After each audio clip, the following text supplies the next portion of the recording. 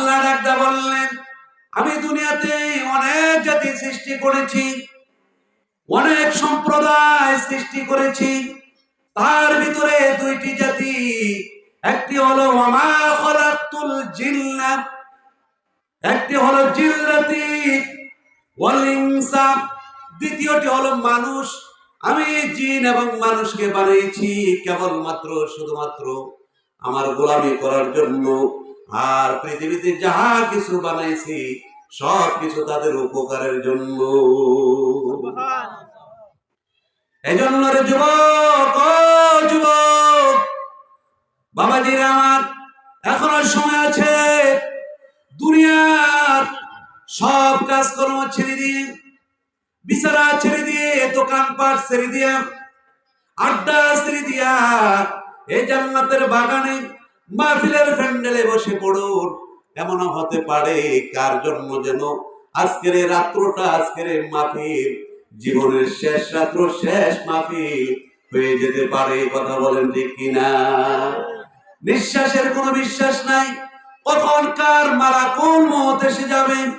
এজন্য সদা সর্বদা আমরা কেউ জানি না কার কখন মরণ হবে, কিভাবে মরণ হবে, কোথায় মরণ হবে, কোথায় আমাদের মরণ হয়ে যাবে, আমরা কেউ জানি না। এই জন্য সর্বদা সব সময় কবরের প্রস্তুতি, পরকালের প্রস্তুতি, মরণের প্রস্তুতি নিয়ে চলতে হবে। নিজেকে বুঝাতে হবে দাঁড়াইছি, বসার কোনো ক্ষমতা নাই, বসছি, দাঁড়ানোর কোনো ক্ষমতা নাই। কথা বলেন ঠিক কিনা? শুইছি, শোয়া থেকে ওঠার ক্ষমতা নাই। অনেক যুবক রাতে গভীর করে মারা যায়, অনেক যুবক মানুষ অ্যাক্সিডেন্ট হয়ে মারা যায়, স্ট্রোক করে মারা যায়। কথা বলেন ঠিক কিনা? এজন্য বসে না থেকে জান্নাতের বাগানে চলে আসেন। হয়তো হতে পারে এই জান্নাতের বাগানে কিছুক্ষণ বসার কারণে, কোরআন সুন্নাহ থেকে আলোচনা শোনার কারণে আপনার জীবনটা পরিবর্তন হয়ে যেতে পারে। আল্লাহ তাআলা আপনার গুনাহগুলোকে মাফ করে আমল দিয়ে পরিপূর্ণ করে দিতে পারে, নেক দিয়ে পরিপূর্ণ করে দিতে পারে। কথা বলেন ঠিক কিনা? এজন্য ঘোরাফেরা না করে সকলে চলে আসুন। আল্লাহ তাআলা, আমি সূরাতুল আসর, কোরআনুল কারীমে আল্লাহ তাআলা 114 খানা সূরা নাযিল করেছেন। কয়খানা? 114 খানা। তার ভিতরে 103 নাম্বার সূরা সূরাতুল আসর, 30 পারা। এই সূরাটার 3টি আয়াত, একবারে ছোট্ট একটা সূরা। যারা পাঞ্জেগারা নামাজি তারা এই সূরার সাথে পরিচয় আছে, পরিচিত। কথা বলেন ঠিক কিনা? ছোট্ট একটা সূরা, 3টা আয়াত, সূরাতুল আসর, কিন্তু তার মর্যাদা, তার ব্যাখ্যা বিশাল। বর্তমান প্রেক্ষাপটে আমরা যে কত সমস্যার সম্মুখীন, কেন আমরা এই সমস্যার সম্মুখীন, আল্লাহ তাআলা এই কোরআনুল কারীমে সূরাতুল আসরের ভিতরে তুলে ধরেছেন। আমরা কিছু সময় সূরাতুল আসর থেকে আলোচনা শুনবো ইনশাআল্লাহ। শুনতে রাজি আছি তো? যতক্ষণ আলোচনা শুনবো চলবে, ততক্ষণ আমরা শুনবো, বসে থাকবো ইনশাআল্লাহ। আল্লাহ তাআলা কোরআনুল কারীম 114 খানা সূরা নাযিল করেছেন। তার ভিতরে সূরাতুল আসর 103 নম্বর সূরা, 30 পারা, যার সংখ্যা হলো, যার আয়াতের সংখ্যা হলো 3টি। আল্লাহ তাআলা এই সূরার ভিতরে সময়ের কসম খেয়েছেন। আল্লাহ সময়ের কসম খাওয়ার কোনো প্রয়োজন নাই, আল্লাহ সময়ের কসম খাওয়ার কোনো প্রয়োজন নাই। বলেন আল্লাহর কসম খাওয়ার প্রয়োজন আসেনি? নাই। তারপরে কেন খেলেন? বান্দা যেন সময়ের গুরুত্ব বুঝে। এই সময়টা যে সংকীর্ণ, আমরা একদিন দুনিয়াতে ছিলাম না, এখন আছি, আবার একদিন এই দুনিয়া ছেড়ে চলে যেতে হবে। কথা বলেন ঠিক কিনা? আল্লাহ অল্প দিনের হায়াত দিয়ে আমাদেরকে দুনিয়ার মধ্যে পাঠাইছেন। এই কথাগুলি আল্লাহ সূরাতুল আসরের ভিতরে তুলে ধরেছেন। বিসমিল্লাহির রহমানির রহিম। আল্লাহ বললেন ওয়াল আসরি, আল্লাহ বলেন সময়ের শপথ, বিশেষ মুহূর্তের কসম, আসরের কসম, ইন্নাল ইনসানা লাফি খুসর, নিশ্চয়ই সমস্ত মানুষ ক্ষতিগ্রস্তের ভিতরে নিমজ্জিত আছে। সমস্ত মানুষ ক্ষতিগ্রস্তের ভিতরে ডুবে আছে। আর আল্লাহ বললেন ইল্লাল্লাযীনা আমানু, কিন্তু তাদেরকে ব্যতীত। আল্লাহ বললেন সমস্ত মানুষ ক্ষতিগ্রস্তের ভিতরে, কিন্তু কয়েকটা সম্প্রদায়কে আল্লাহ আলাদা করে ফেললেন। তার ভিতরে আল্লাহ বললেন ইল্লাল্লাযীনা আমানু, যারা ঈমান এনেছে। এক নাম্বার কি? ঈমান এনেছে। ওয়া আমিলুস সলিহাত, এবং নেক আমল করেছে। ওয়া তাওয়াসাউ বিল হাক্কি, যারা সত্যের পথে চলেছে এবং অন্যকে সত্যের নির্দেশ দিয়েছে, সত্য পথে চলার জন্য নির্দেশ দিয়েছে, হুকুম দিয়েছে। ওয়া তাওয়াসাউ বিস সবরি, এবং বিপদে আপদে নিজে ধৈর্য ধারণ করেছে, অন্যকে সবর করার জন্য, সবর এখতিয়ার করার জন্য পারস্পরিক পরামর্শ দিয়েছে। এই চারটা সম্প্রদায় ছাড়া সমস্ত মানুষ ক্ষতিগ্রস্তের ভিতরে নিমজ্জিত। কথা বলেন ঠিক কিনা?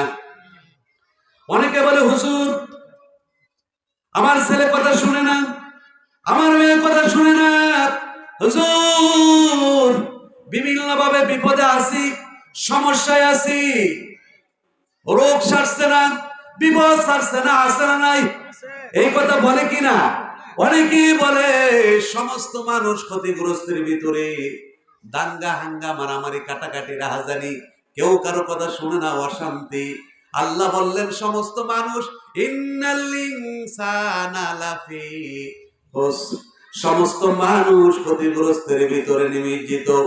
কিন্তু আল্লাহ তাআলা একটা বিশেষ দলকে, কয়েকটা সম্প্রদায়কে আল্লাহ তাদের থেকে আলাদা করে ফেললেন। তারা ক্ষতিগ্রস্ত না। যদি এই পথগুলি অবলম্বন করো তাহলে ক্ষতি থেকে বাঁচা যাইবা। আল্লাহ তাআলা এক নাম্বার বলল তারা ব্যতীত যারা ঈমান এনেছে, ঈমান করার পরে সৎ আমল করেছে, তারা ক্ষতিগ্রস্ত নয়, এবং একে অপরকে সত্যর উপদেশ দিয়েছে, তারা ক্ষতিগ্রস্তের ভিতরে নয়। এবং যারা ধৈর্যের প্রতি আনুগত্য এবং পাপ থেকে নিজেকে বাঁচিয়ে রেখেছে, অন্যকে বাঁচার জন্য নির্দেশ দিয়েছে, তাদেরকে ব্যতীত সমস্ত মানুষের ক্ষতিগ্রস্তের ভিতরে নিমজ্জিত আছে। কথা বলেন ঠিক কিনা? কিন্তু আল্লাহ সমস্ত মানুষকে ডাকতে বললেন, তাদের থেকে একটা দলকে পৃথক করলেন। তার ভিতরে এক নাম্বার হলো ঈমানদার। ইল্লাল্লাযীনা আমানু, যারা ঈমান এনেছে আল্লাহর উপর, তার রাসূলের উপর, পরকালের উপর, জান্নাতের উপর, জাহান্নামের উপর, মৃত্যু যে হবে তার উপরে, মৃত্যুর পরে যে আবার জীবিত করা হবে তার উপরে, এইভাবে জিনিসগুলো পরকালের উপরে যারা ঈমান এনেছে, তারা ব্যতীত সমস্ত মানুষ ক্ষতিগ্রস্ত। তাহলে বুঝতে পারলাম যারা ঈমান গ্রহণ করে আল্লাহ তাআলা ক্ষতি থেকে তাদেরকে বাঁচাইয়া দেন। কথা বলেন ঠিক কিনা? হযরতে ইমাম শাফিঈ রাহমাতুল্লাহ আলাইহি বললেন, এই সূরা পড়ে তিনি বললেন, লাউলা আনজালাল্লাহু হুজ্জাতান ইল্লা হাযিহি সূরা লাকাফাতুহু। আল্লাহ ওই প্রিয় বান্দা ইমাম শাফিঈ রাহমাতুল্লাহ আলাইহি বলেন যে আল্লাহ তাআলা যদি কুরআনুল কারীমে কোন সূরা, কোন আয়াত নাযিল না করত, কেবলমাত্র শুধুমাত্র সূরাতুল আসর নাযিল করত, এই সূরাতুল আসরে মানব জীবনে হেদায়েতের জন্য যথেষ্ট হয়ে যেত। সুবহানাল্লাহ। আমার কথা বুঝেন তো? তাহলে হাই হ্যালো করতে হবে। সুবহানাল্লাহ, আলহামদুলিল্লাহ, আল্লাহু আকবার বললে লাভ আছে না নাই? কথা বলে লাভ আছে না নাই? একবার সুবহানাল্লাহ বলে আকাশ থেকে জমি পর্যন্ত যে ফাঁকা জায়গাটা আল্লাহ নেক দিয়ে পরিপূর্ণ করে দেন। এজন্য যে জায়গায় সুবহানাল্লাহ, আলহামদুলিল্লাহ, আল্লাহু আকবার এই শব্দগুলি ব্যবহার করবেন। আল্লাহর হাবিব বললেন, আল্লাহ তাআলা দুনিয়াতে মানব সৃষ্টি করার পরে দুনিয়ার মধ্যে পাঠাইয়া যুগে যুগে নবী রাসূলুল্লাহ দুনিয়াতে প্রেরণ করেছেন। তারা আমাদেরকে দ্বীনের দাওয়াত দিয়েছেন, সত্যর দাওয়াত দিয়েছেন, হকের দাওয়াত দিয়েছেন, ধৈর্যের দাওয়াত দিয়েছেন। কথা বলেন ঠিক কিনা? কিন্তু আল্লাহ তাআলা আবার এই দুনিয়া ধ্বংস করে নিয়ে যাবেন, এই দুনিয়া ধ্বংস করে ফেলবেন। কিছুদিনের অবকাশ দিয়ে দুনিয়ার মধ্যে আমাদেরকে পাঠাইছেন। আমরা যদি ওই সময়টা কাজে লাগাইতে পারি তাহলে আমাদের জীবনটা হয়ে যাবে ধন্য। আল্লাহ যে সূরাতুল আসরে কসম খাইছেন সময় কিন্তু একবারে সংকীর্ণ। আমাদেরকে অল্প হায়াত নামক পুঁজি দিয়া দুনিয়ার মধ্যে পাঠাইছেন। আমরা যদি এই পুঁজিটা ভালো কাজে ব্যবহার করতে পারি, এই পুঁজি দিয়ে ব্যবসা করতে পারি, তাহলে পরকালে আমাদের জন্য মুক্তির ব্যবস্থা আছে না নাই? আল্লাহ বলেছেন আছে। আর যদি এই পুঁজিটা তুমি হেলায় হেলায় খেলায় খেলায় পার করে দাও, একদিন হঠাৎ করে তোমার মৃত্যু চলে আসে, চক্ষুটা বন্ধ হয়ে যায়, ধরাধরি করে তোমার ঘর থেকে বাহির করে দেয়, আর সাদা কাপড়ের কাপড় পরাইয়া কবরে রেখে আসে, ওই দিন তোমার সঙ্গী কেউ হবে না। হায়াত যে তুমি কাজে লাগাইতে পারলেন না, ওই দিন তুমি জবাবদিহিতা করতে হবে, আর ওই দিন কেউ তোমার উপকারে আসবে না। এজন্য আল্লাহ তাআলা বললেন, ইল্লাল্লাযীনা আমানু, এক নাম্বার হলো যারা ঈমান এনেছে, ওয়া আমিলুস সলিহাত, ঈমান আনার পরে নেক আমল করেছে। নেক আমল করার দরকার আছে না নাই? আমরা তো আজকে নামাজ নাই, রোজা নাই, ভালো কাজ নাই, পরের হক কিভাবে নষ্ট করব, পরের সম্পদ কিভাবে নষ্ট করব, কিভাবে নাফরমানি করি। আল্লাহ যে তো মায়া করে মানুষকে বানাইলেন, মানুষের জন্য জান্নাত নামক এত সুন্দর প্রাসাদ আমাদের জন্য বানাইলেন, জান্নাতের তো নাজ নেমত বানাইলেন। দুনিয়াতে সৃষ্টি করার পরে, দুনিয়াতে পাঠানোর পরে এত সুন্দর নাজ নেমতের ব্যবস্থা করলেন, উপযুক্ত জায়গা করে দিলেন, পরিবেশ করে দিলেন, চলার জন্য কত সুন্দর ব্যবস্থা করলেন, খাবারের জন্য কত নিয়ামত আল্লাহ দান করলেন। ওই নিয়ামতের শুকরগুজার আমরা করি না। আল্লাহ বললেন, লাইন শাকারতুম লাযিদান্নাকুম, যারা আমার নিয়ামত পাইয়া নিয়ামতের শুকরগুজার করবে, আমি আল্লাহ তাআলা ওই বান্দাকে নিয়ামত বাড়াইয়া দেব। রে যুবক, আয় মুরব্বী বাবারা, সময় কিন্তু সংকীর্ণ। ওর সময় কার মালাকুল মউত এসে যায় বলা যায় না। আল্লাহ তাআলা সূরাতুল আসরে আসরের কসম কেন খাইলেন? সময়ের কসম কেন খাইলেন? এই সময়টা কেন মূল্যায়ন, কেন এই সময়টাকে মূল্যায়ন করতে হবে? দুনিয়াতে থাকার জায়গা না। আল্লাহর হাবিব বললেন, ইন্না হায়াতাকা কদ যুলাকা মিসলিশ শামস। আল্লাহর হাবিব বললেন, মাগরিবের আসরের সময় থেকে মাগরিবের সময় যতটুকু অল্প সময় আমরা যখন আসরের নামাজ পড়ে বাইর হয়ে যাই মসজিদ থেকে বা বাইর থেকে বাড়ি থেকে বাইর হইয়া দোকানপাটে বসি, এক কাপ চা খাই, কিছু গল্প গুজর করি, তারপর হঠাৎ করে শুনি কিছুক্ষণের ভিতরে মুয়াজ্জিন মসজিদের মধ্যে মাগরিবের আজান দেয়া দেয়। কথা বলেন ঠিক কিনা? সময় একবারে সংকীর্ণ। আসর থেকে মাগরিব পর্যন্ত যে সময়টা, এই জায়গার মধ্যে সময়টা উল্লেখ করা হয়েছে, একবারে আসরের কসমের জন্য আল্লাহ খেয়েছেন। তার কারণ হলো, আল্লাহ যখন দুনিয়াতে রহমতের ফেরেশতা পাঠান আমাদেরকে দেখশন করার জন্য, আমাদের পাহারার জন্য, তারা ফজর পড়ে আসরের সময় আকাশ থেকে একদল ফেরেশতা দুনিয়াতে আসে। তারা সারা রাত্র ডিউটি করার পরে পরের দিন আসরের সময় যখন চলে আসে, আসরের সময় একদল চলে যায়, আবার আকাশ থেকে দুনিয়াতে অবতীর্ণ হয়। ওই সময়টা গুরুত্বপূর্ণ। মানুষ আসরের সময়টাকে গুরুত্ব দেয় না, কাজে কর্মে ব্যস্ততার ভিতরে পার করে দেয়। এই জন্য আমাদের সময় কম। আল্লাহ তাআলা সূরা আসরের কসম খেয়েছেন, সময়ের কসম খেয়েছেন, সময়ের কসম খেয়েছেন, ইল্লা হায়াতাকা কদ যুলাকা মিসলিশ শামস। ও বান্দা, দুনিয়া হায়াত নামক পুঁজি দিয়া তোমাকে পাঠাইছি। কেন আমি আসরের কসম খাইলাম? আসর থেকে মাগরিবের সময় যতটুকু কম, এতটুকু তোমার হায়াতের সময়। এই সময়ের ভিতরে তুমি ওয়া আমিলুস সলিহাত, নেক আমল করতে হবে। নেক আমল কইরা আমি আল্লাহকে, আমার রাসূলকে খুশি করে দুনিয়া থেকে বিদায় হতে হবে। আর না হয় কালকে আমাদের ময়দানে আমার কাঠগড়ায় দাঁড়াইয়া জবাব দেওয়ার কোনো ব্যবস্থা থাকবে না।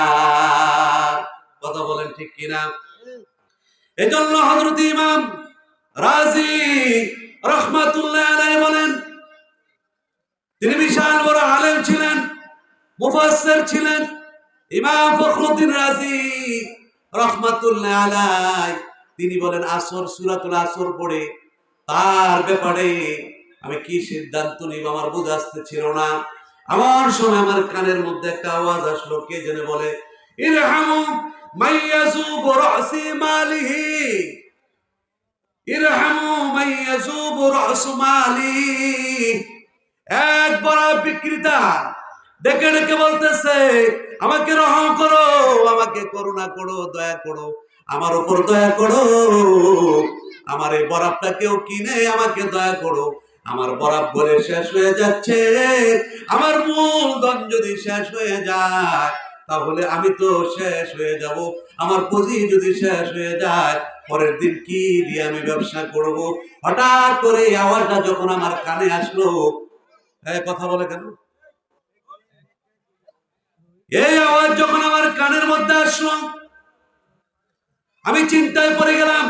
আল্লাহ যে সূরাতুল আসরের কসম খেয়েছেন, এজন্য খেয়েছেন যে সময় কিন্তু কম। বরাব বিক্রেতা বরাব যদি বেচতে না পারে, আস্তে আস্তে গলে গলে তার সম্পূর্ণ পুঁজি শেষ হয়ে যায়।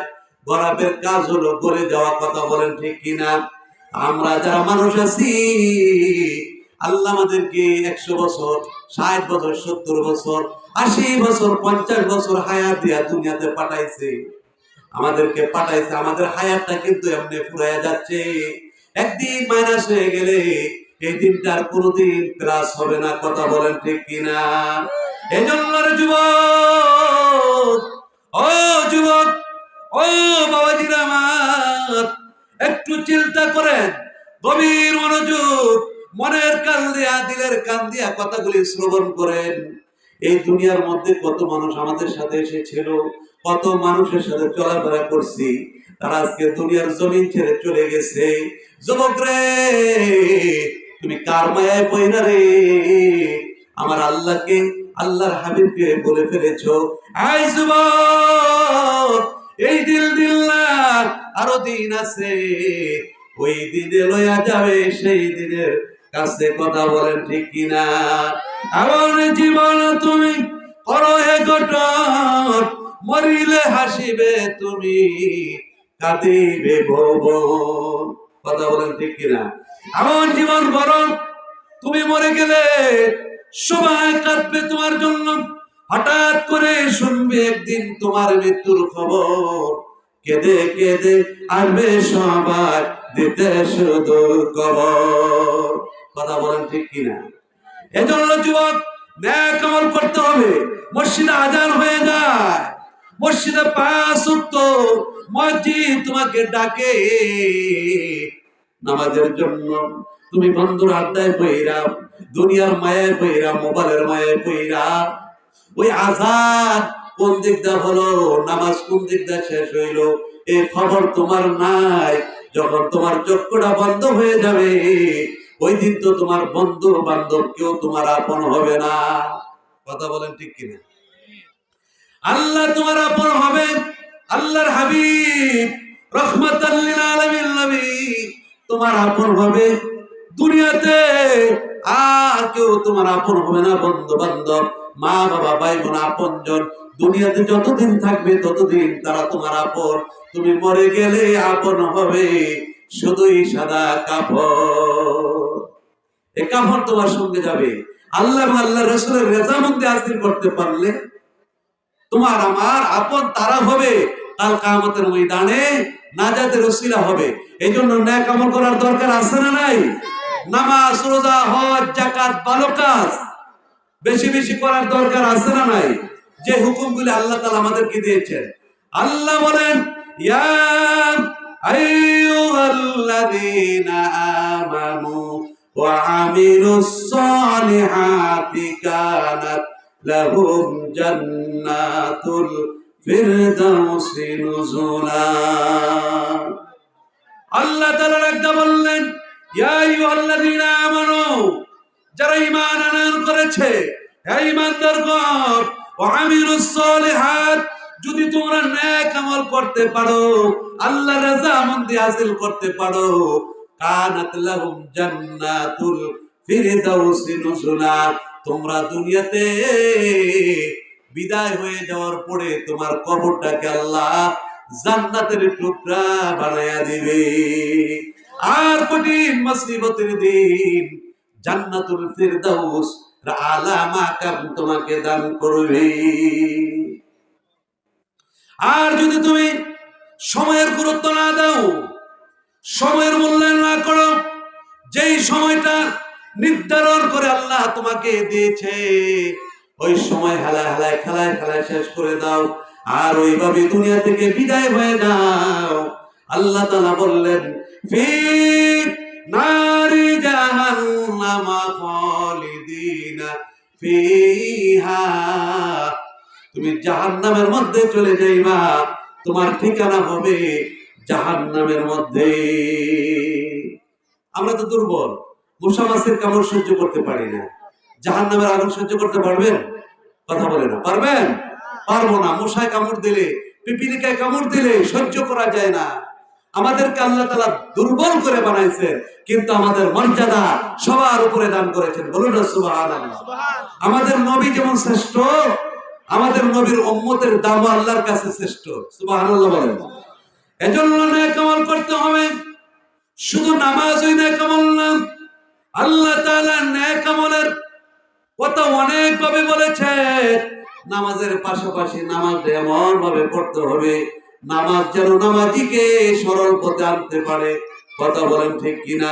নামাজ পড়লাম সুদ খাইলাম, নামাজ পড়লাম ঘুষ খাইলাম, নামাজ পড়লাম পরের হক নষ্ট করলাম, নামাজ পড়লাম জিনা করলাম, নামাজ পড়লাম অন্যায় কাজ করলাম, নামাজ পড়লাম বেহক পথে চললাম, নাফরমানি করলাম, এই নামাজ কালকে আমাদের ময়দানে তোমার কল্যাণ আসবে না।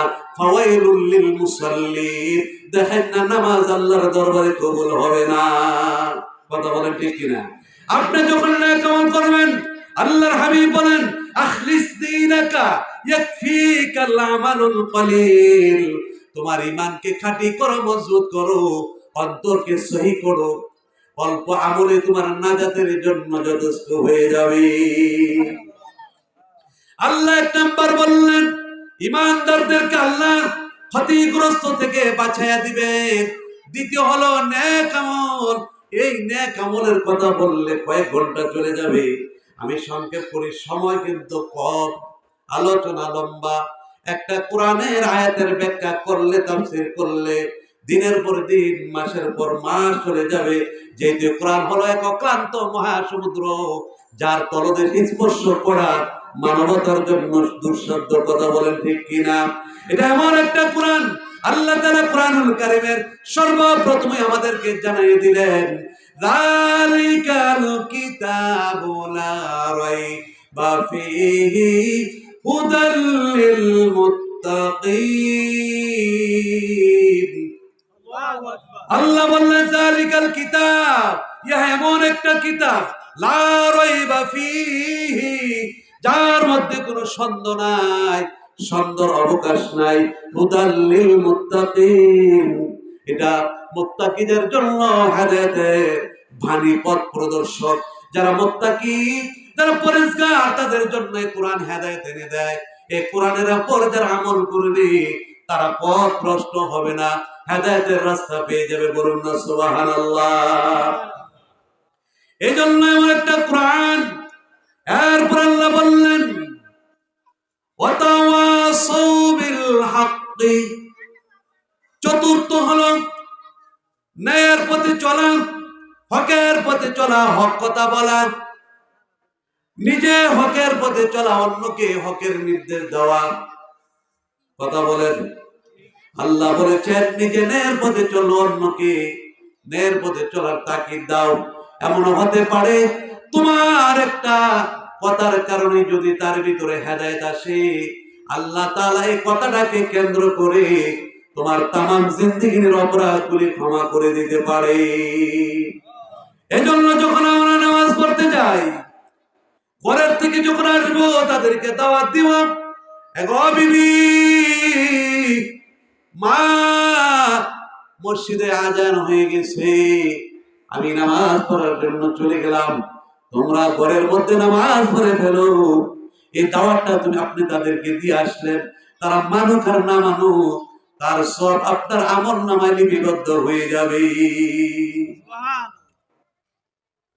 আর যদি তারা এইভাবে আমল করতে থাকে, আপনার ঘরটা আল্লাহ রহমত দিয়া, শান্তি দিয়া পরিপূর্ণ করে দিবে। আপনি ক্ষতিগ্রস্ত থেকে বেঁচে যাবেন, আপনি ক্ষতিগ্রস্ত থেকে বেঁচে যাবেন। ওগো মা, আপনি যখন নামাজ পড়বেন, আপনি যখন পবিত্র হয়ে পাক করবেন, মাগো আপনার কারণে আপনার গর্দার মধ্যে আল্লাহ রহমত দিয়া পরিপূর্ণ করে দিবে।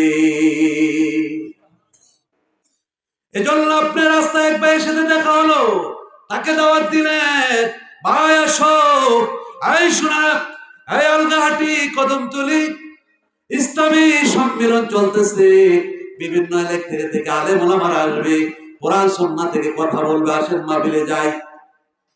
সাথে আপনি দাওয়াত দেওয়ার কারণে সে যদি নাও আসে, তার সওয়াব আপনার আমলনামায় লিপিবদ্ধ হয়ে যাবে। আপনি সত্যের পথে চলবেন, সত্যের দাওয়াত দেবেন। একটা লোক খারাপ কাজ করে, তাকে আপনি বুঝান।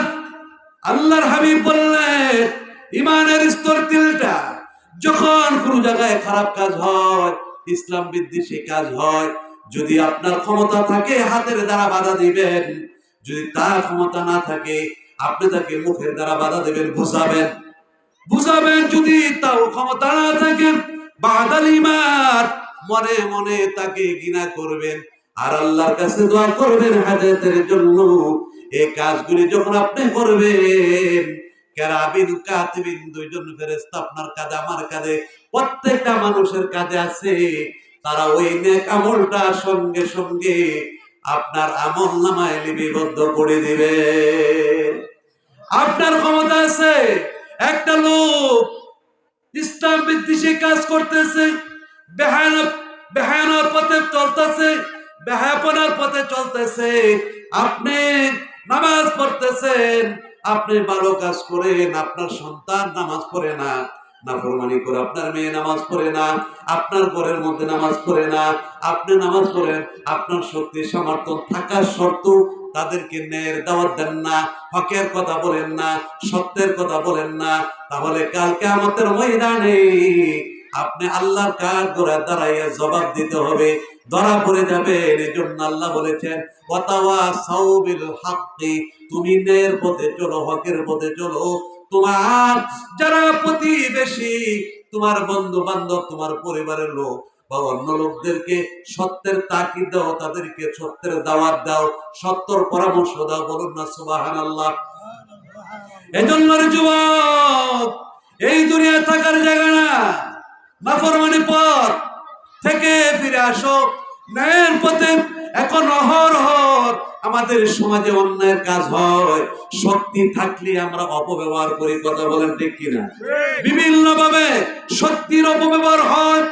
এই শক্তিটা যদি আপনি আল্লাহর পথে ব্যয় করতে পারেন, রাসূলের পথে ব্যয় করতে পারেন, খোদার কসম কাল কিয়ামতের ময়দানে আল্লাহ তাআলা আপনাকে জান্নাতের উচ্চ মাকামে মর্যাদা দান করবে। আল্লাহু আকবার। আরে রিসালাত, ইয়া রাসূলুল্লাহ, আরে গাউসিয়া, ইয়া গাউসিয়া। এজন্য মুসলমান একটু চিন্তা করার ব্যাপার।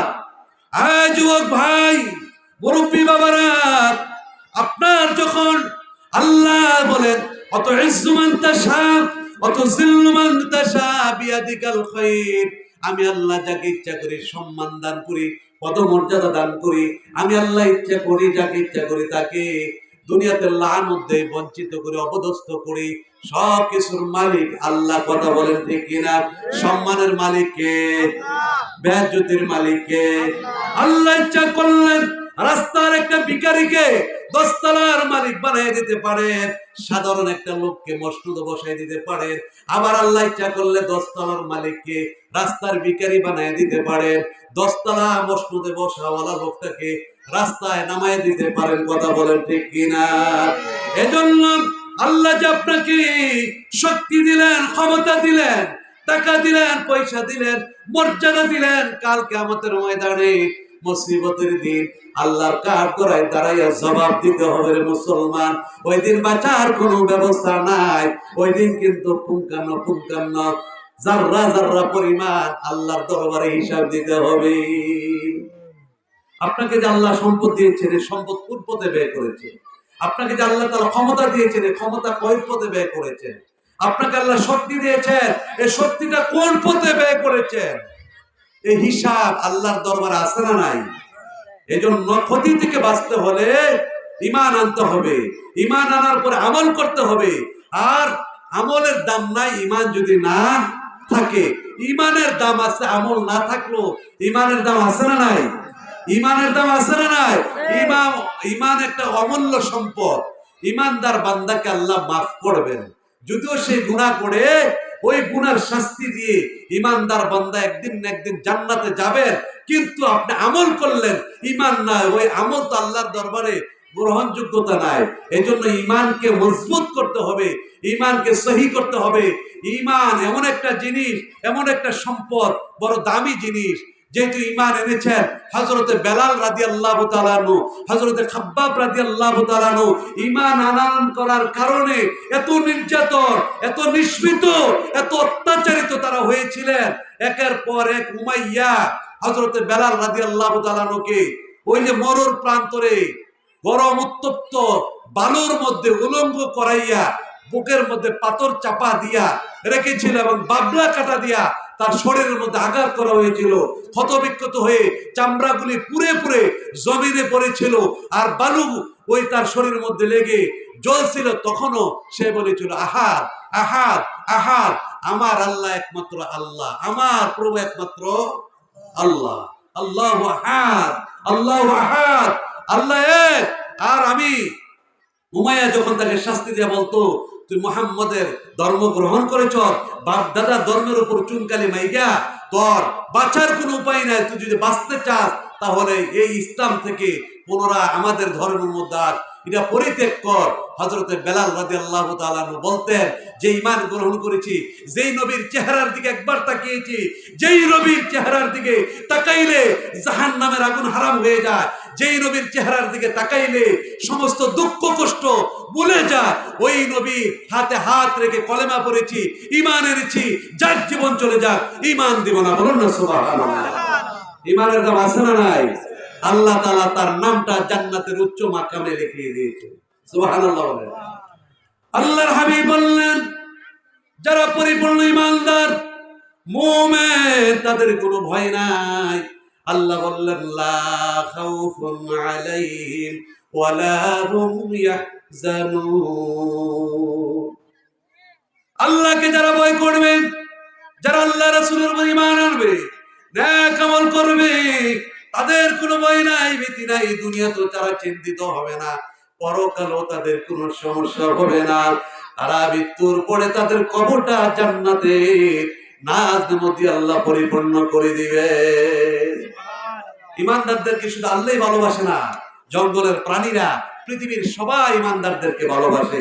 যদি আপনি পরিপূর্ণ মুমিন হতে পারেন। ঈমানদারদের মুখগুলা হলো শান দেওয়া, ফালাহুল মাওলা ওয়ালাহুল কুল। আল্লাহ বলেন বান্দা যখন আমার হয়ে যায়, আমি বান্দার হয়ে যায়, আমার মুখটা বান্দার হয়ে যায়, মুখগুলি শান দেওয়া হয়ে যায়। আমি যেমন বললে হয়ে যায়, বান্দা বললে হয়ে যায়, কিন্তু আমাকে রাজি করতে হবে।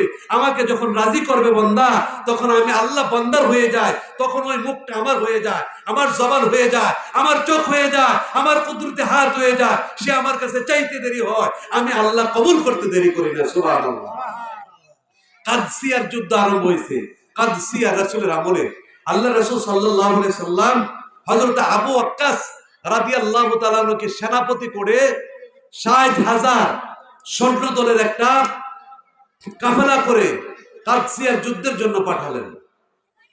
হযরতে আবু ওয়াক্কাস রাদিয়াল্লাহু তাআলা আনহু ৬০,০০০ কাফেলা, ৬০,০০০ লোকের একটা কাফেলা নিয়ে সাহাবীদেরকে নিয়ে কাদসিয়ার যুদ্ধে অংশগ্রহণের জন্য রওনা হলেন। তারা চলে গেলেন যুদ্ধের ময়দানে। যুদ্ধ করতে করতে এক পর্যায়ে মুসলমানদের বিজয় আসে। সুবহানাল্লাহ বলেন।